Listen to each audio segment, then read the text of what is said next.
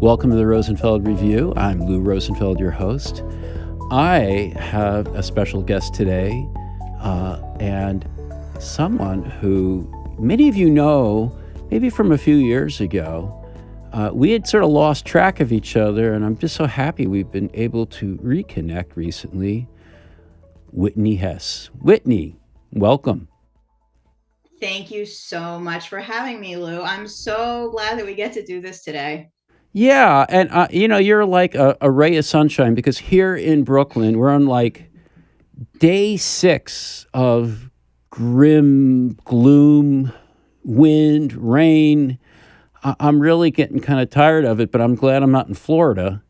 I don't know how it is up in Maine for you. I guess you get everything a day or two after us, but Yeah, I suppose that all of that rain's coming to us, but right now it is a beautiful day. It's been around 60 all day. Just until recently, we had some blue skies and we were sitting outside in our backyard. So it's a lovely fall day here.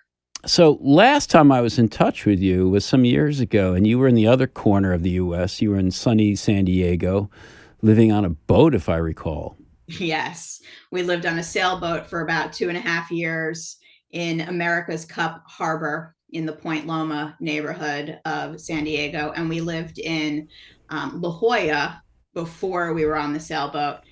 Absolutely loved it there, but made our way back to the East Coast. Yeah, La Jolla, I understand totally. And I remember before that you were in Soho and no, Tribeca, and Yeah. you're a New Yorker like me. But what I think people might find interesting is your career, whether they know you or not. That you've been on this interesting journey, not just across the continent, but in this industry. So, Whitney, I remember when we first got to know each other, it's probably about 15 years ago. Yeah. I remember you as, like an unusually youthful yet successful designer. Wow. Thank you. That Like, wow, very accomplished at a pretty early age. And that might have just been me reflecting without realizing it on my advancing age, even at that time, and the contrast for me. But you were I think you made a pretty good splash in the industry by doing some really good work. And now, like a lot of people who've excelled in design, you're a coach. I am. And those are, there's a through line there for sure, but those are also pretty different things. And I was hoping you could, for one, help me at least, and maybe some of our listeners, decode that path from designer to coach. Like, I get it, and I don't. I get that maybe there's a design aspect to helping people essentially design their situations, design their work better, design how they see each other. But it's Yes, also like the design material you work with is radically different, or is it? that's true. Yeah. So, I mean, how do these areas compare? And talk a little bit about that journey. I would love to. Thank you. You know, I remember you reflecting a similar sentiment when we were first getting to know each other and hanging out. And I think a big reason why I had success early in my career was because I had started my career in this field, which at the time was unusual. Yes, I think So, I think so.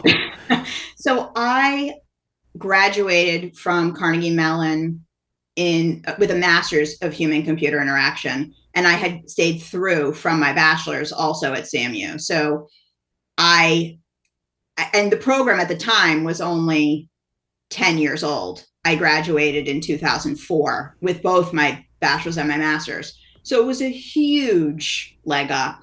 And I feel incredibly fortunate that I made my way there and that I fell into HCI, which was not what I had gone to Carnegie Mellon for. I'd gone for computer science. Then I fell in love with writing and really wanted to make writing a part of my path. Missed tech, found HCI. And so I started my career at 23 years old as an interaction designer. And maybe 6, 8 months on the job of my first full-time job, I started a freelancing business to help make ends meet, because I was a young person living in New York City, where I was born and raised, but I was on my own and I was financially independent. And I mean, now I don't know how anyone does it now, but in 2004, 2005, it was crazy. It was hard. And so I needed extra income. And I was working at Digitas, a interactive advertising agency that now is owned by Publicis and is, part of a much larger group. And I started working with clients on the side. And I did that for about 3 years. And then in 2008, I quit my full-time job. I had gone to a couple different full-time jobs at that point, and I had built up my client base and decided I would go out on my own. And that's when I started really meeting people from UX, going to conferences and events, and getting my name out there, because it was the only way I knew how to bring in business. And now that was the only form of income that I had. So I really had to be successful early because of that path that I took. And there's all kinds of reasons why I left my full-time job that we could get into or not. But I had a deep love of design and felt incredibly connected to the philosophy of it being a human-centered design. And that was always what drove me in my work as a UX practitioner. But because I was growing up as a practitioner and as a business owner at the same time, a lot of the skills that I was building and utilizing most were about relationship building.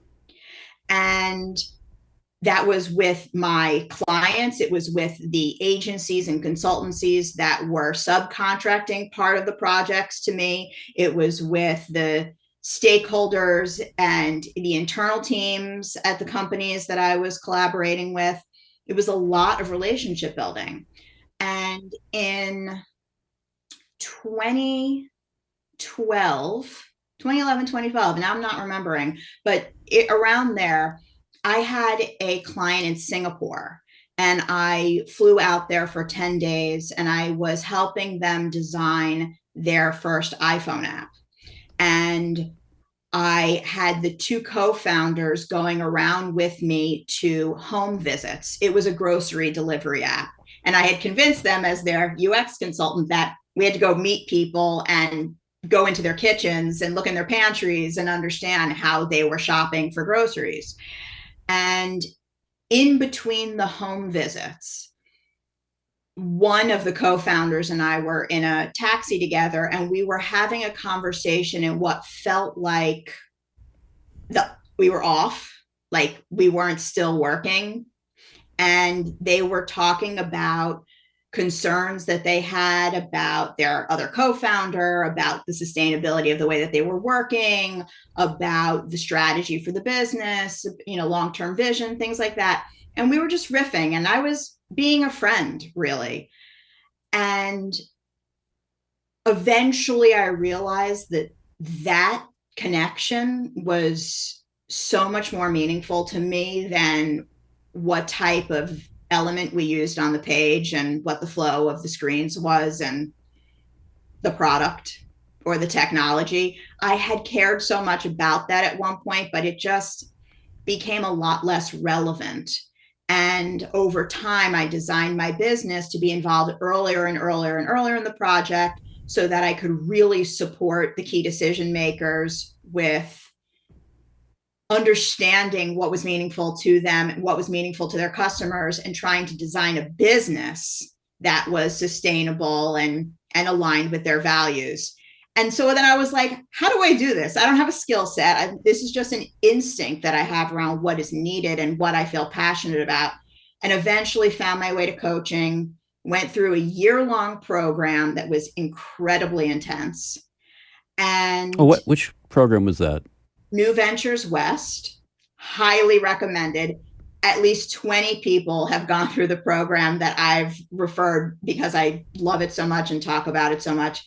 Several of them, in fact, are my clients um, and friends and whatnot.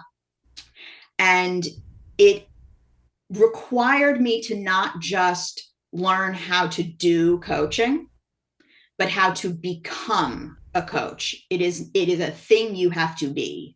And that required me to shift how I valued myself in my own business. Being a consultant, and particularly being a UX consultant during a time when a lot of businesses had no idea what that meant, and we were very much fighting for attention. Not that we aren't still, but a lot different of a situation then. I realized that I needed to let go of being an expert. Hmm. My whole identity had been built around being an expert. I got paid the big bucks because I was an expert. And when you're a coach, you're not an expert. You're not an expert on UX careers. You're not an expert on career development. You're not an expert on the person that you're working with or on their company. It's so much more about being a facilitator and really listening and understanding what is happening with the person that you're working with, what's happening in the dynamics of their company, and helping them to come to the best answers for themselves. So when you're working with a client, are you typically working with an individual, a group or team, a mix? And if it is a mix, is it usually more in one direction or the other, or pretty balanced? The vast majority of my work is one-on-one. I have three different streams of business. One is private coaching, where people come to me as an individual and they're paying out of pocket. I then have sponsored clients whose employers are paying for the coaching, but I'm working with them one on one and I'm not involved with the company in any way. And then I have corporate clients. And it's with my corporate clients where I'm coaching several leaders simultaneously, one on one, Mm-hmm. and then also working with a sponsor, like my primary point of contact, on more organizational design and visioning and values and things like that, that's a bit more consultative. And in those cases, I will also do team coaching, whether it be the executive team, a leadership team, a team of people in UX and product and engineering.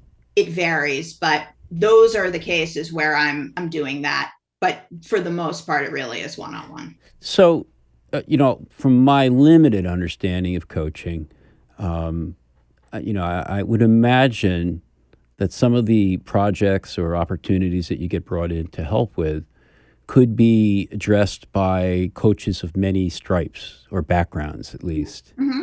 Totally. And do you find that having a design background is a competitive advantage, or does it help you solve problems for your clients in a coaching context differently?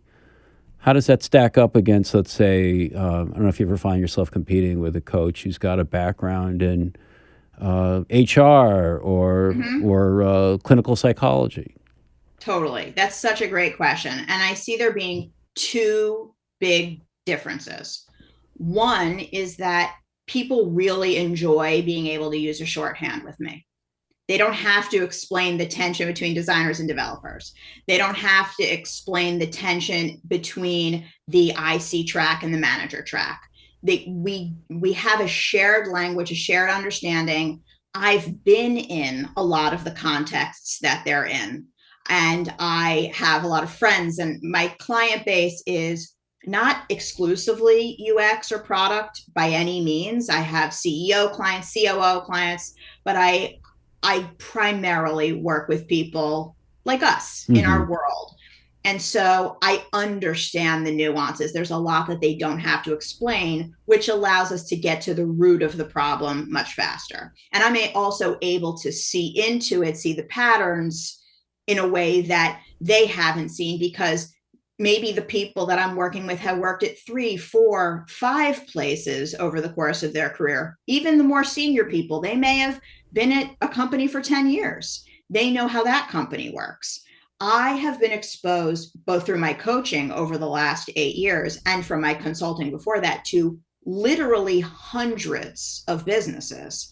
So I get what the design practices and the product practices look like inside of so many different companies, how they're the same, how they vary, etc. So that's a huge value add. Then there's also the fact that I believe in a project because of the work that I have done as a UX practitioner. I believe in the holistic engagement. And so my coaching engagements are designed as programs over time. I work with clients for 6 to 12 months. And a lot of coaches out there are trained in how to coach within a session. They are very skillful at how to open the session, how to create that bond, how to get clear on what the issue is that we're working on together today, how to take them through a few kind of key questions, and then how to wrap it up with a great takeaway. And that is a wonderful skill. And I value that very highly. But the work that I'm doing with my clients is developmental. Mm-hmm. It's about how to shift their behaviors, their mindset, their embodiment as leaders over time. And so there is an arc. And the way that I work is a lot less focused on any one individual session. We are in it together from start to finish. There's work that we're doing in between the sessions, and there is a sort of scope of work that I help to create in the beginning through an intake process, asking a lot of questions about what it is they're really looking to shift here. Mm-hmm. And I craft a custom coaching program that then guides us and creates a continuity from session to session. And because of my design background, when I was going through this year-long certification program at New Ventures West, which I felt connected to and why I pursued, was because it's so much more about the engagement and less about the individual session.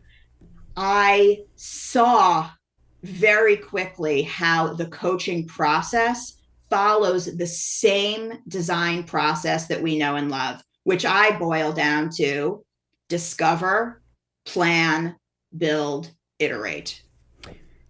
And that's what we're doing in the coaching over several sessions, several months together. So I like that you do this over time, the 6 to 12 month engagement rather than parachuting in, doing something for a day and then getting the hell out. I've been there too many times, on both ends, and I know it doesn't stick.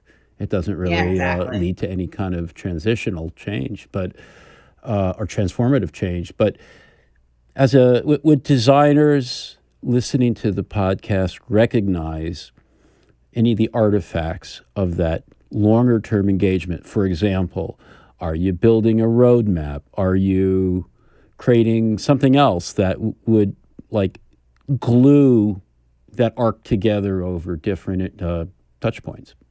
Absolutely. And the earliest deliverables are primarily my responsibility because I'm the facilitator of this process. If I'm an expert in anything anymore, it's the process, which I believe is really what the expertise of a designer is. It's not what I think we're often told, which is having to be an expert in the end solution, having to be a magician or have a crystal ball and just know what the right solution is supposed to be. It's about facilitating the process and helping people get to the right answers, whether it be your client, your stakeholders, whomever is involved in being of service to your customers, ideally. I do much more of the upfront deliverable building because that is guiding our time together and setting us on a direction with feedback. It's completely co-created. There's nothing that I prescribe or dictate in any way. But then as the engagement goes on, those deliverables of a sort are much more the responsibility of the client. And we're co-creating what those should look like.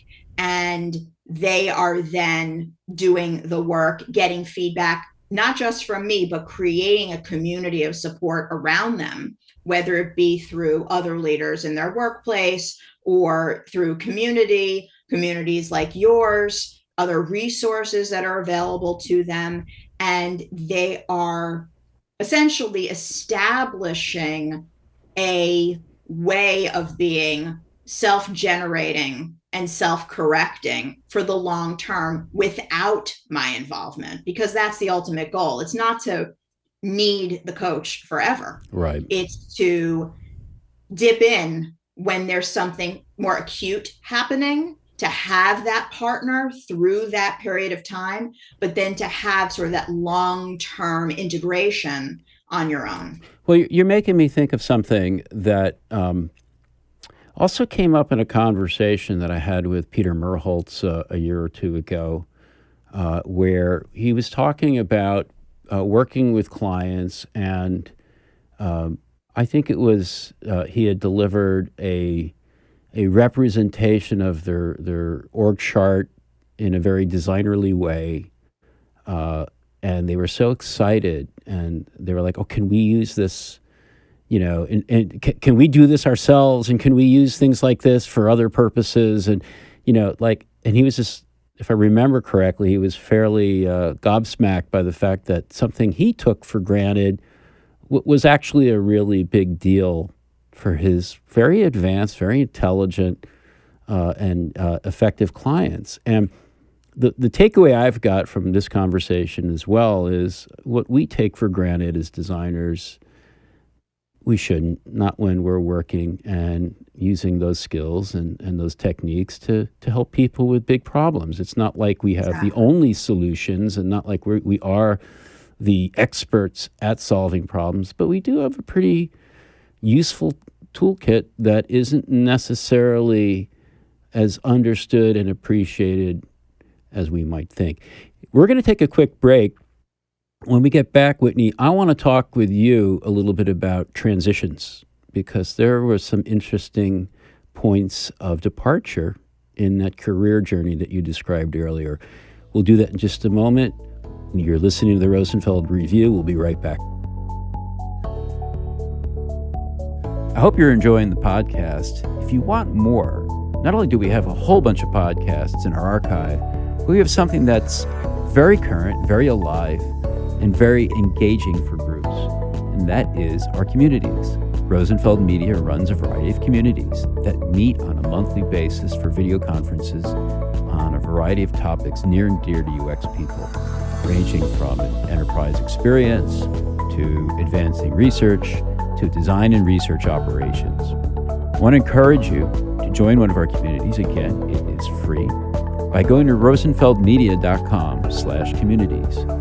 Not only will you get a monthly video conference that you can listen in on and participate in, ask questions and so forth, we'll give you access to the recordings. And for some of those communities, we're talking about dozens of recordings with really interesting presenters and facilitators. You'll also get a newsletter. You'll get access to an advice columnist. Yes, we actually are providing advice columnists for each community.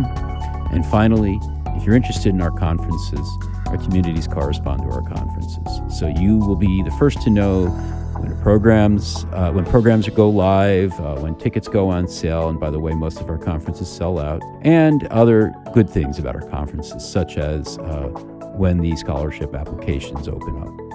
So go to rosenfeldmedia.com/communities. You're going to find something that's free, something that's interesting, and it's a great opportunity to find your tribe as well. We'll see you there.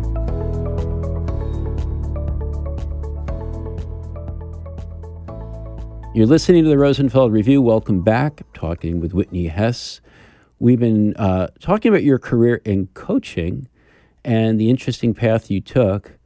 And I wanted to get back to that path for a bit because you had a couple moments that kind of pivot points that I think are really interesting, and I'd love to dig in a little more. One was realizing, maybe you didn't realize you were going to be among the first of a cadre of formally trained UX people in the industry, But as you said before, that is, you were one, and that's something that I think a lot of us hadn't seen.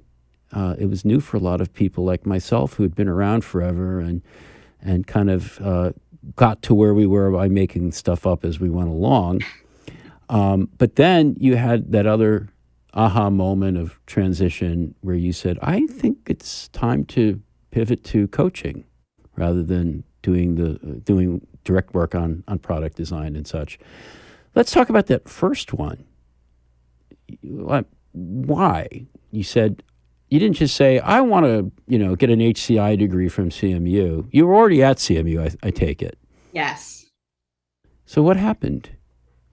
So I was in freshman computer science courses, and I was spending a lot of time in the computer cluster, which, for those of you who don't know what that is, it is a room filled with computers. Where technically called a cluster fuck. Yeah, something like that. To use the technology that was not available to us on our own laptops. I did have a laptop, and I think it was the first year that Carnegie Mellon had campus-wide Wi-Fi available. And that was a big reason why I wanted to go there. But also I had taken computer science all throughout high school, and I just love technology. But I was also taking the freshman required writing courses. And I was finding that I was not really interested in spending all of my time in the computer cluster. I wanted to have a different lifestyle.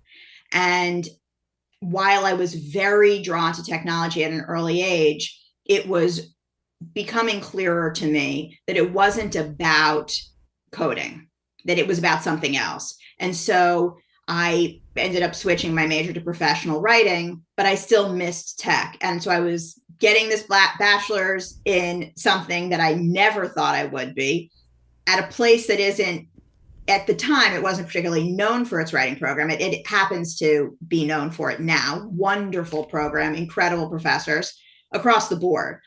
But then I had a friend who said, well, you should consider human-computer interaction. It's the people side of technology. It's about getting on the other side of the screen. It's being in the field and really getting to know what people's needs are so that the right thing can be built for them. I was like, okay, that's speaking my language, because there was a lot of writing involved in the communication of insights that you were taking from the field back to the people who could implement them. So I felt like this was a good integration of my passions. And I took courses with Bonnie John. And I remember Bonnie. Love Bonnie, love her dearly. And Randy Pausch. Oh, wow. May he rest in peace. Yeah. And I did not know at the time how much I was in the right place at the right time. It felt amazing, and every class was incredible, and I was super engaged, but I did not get how momentous this was until it was time to go look for a job. And I was searching for HCI everything, and I couldn't find it. It just didn't exist in 2004, looking for HCI. And it was a friend of mine and a roommate earlier in college who sent me a job posting at Digitas for an interaction designer and said, this kind of sounds like the stuff you've been doing, but I haven't heard you refer to yourself as an interaction designer. And the irony is that there is also an interaction design master's at Carnegie Mellon, but it's in the School of Design. The HCI master's is in the School of Computer Science. So they've actually been working that out recently, but it's almost 20 years later. Mm-hmm. So I really had a handful of design classes, but I had not been exposed to the practice of interaction design, but that's what it was called. And so I had a real reality check when I got into this marketing advertising company with a master's degree, thinking I was hot shit. And everybody around me did not have formal education, but they knew so much more about designing for web, mm-hmm. which is what we were doing with our clients, sure. American Express, New York Times, Allstate. And everything I'd done in HCI was for expert systems, Mm-hmm. like call centers and airplane cockpits and space shuttles and things like that. So that was a huge shift for me, was how do we apply this stuff to the web?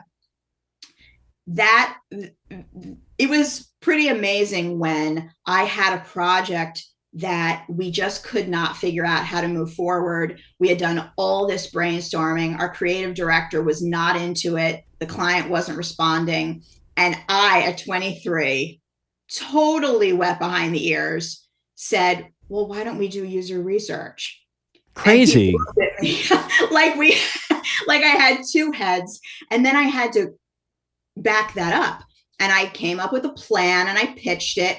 And I thank my boss very much for trusting me and giving me a budget to work with. And my design partner came along and had all these great insights, and we made it happen. And that project ended up getting patented by American Express. So I got a very early boost of confidence, like stick to the philosophy, stick to the process, stick to the practices, teach those methods and techniques, use it, they work. And that was what gave me the sense of, trust in myself to start a consulting business and to bring that stuff out into the world. And then you were doing that for a while, and then you had that other aha moment. Yeah. So I was doing that for over 10 years before I had this next realization about the coaching.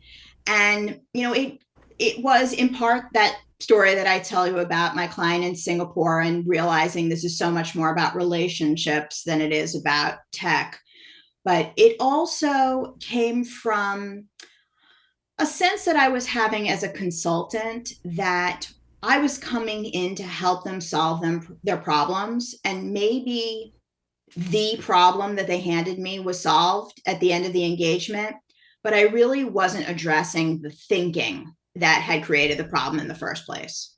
And I was feeling really down about that. Like, the stuff that I do doesn't have long lasting effect. Just like you were saying about the duration of coaching, and it's very intentionally designed so that the change is slow and steady, which is lasting, as opposed to kind of flash in the pan.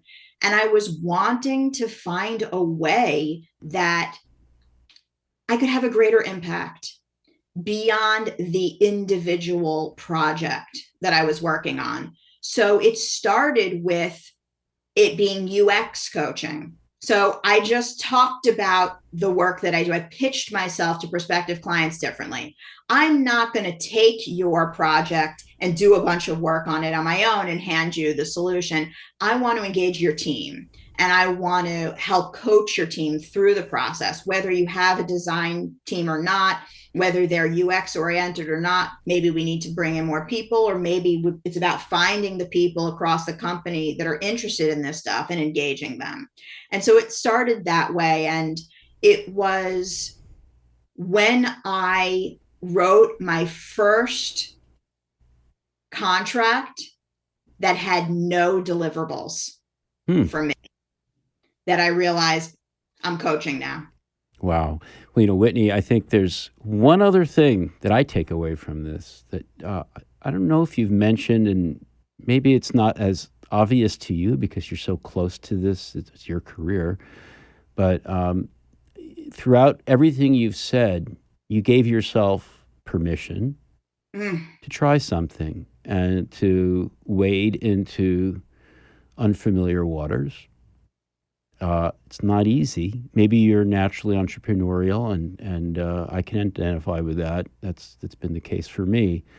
But I guess that's a question that's a broader question, really, regardless of what direction we go into our careers. How comfortable are we with the unknown? And Yes.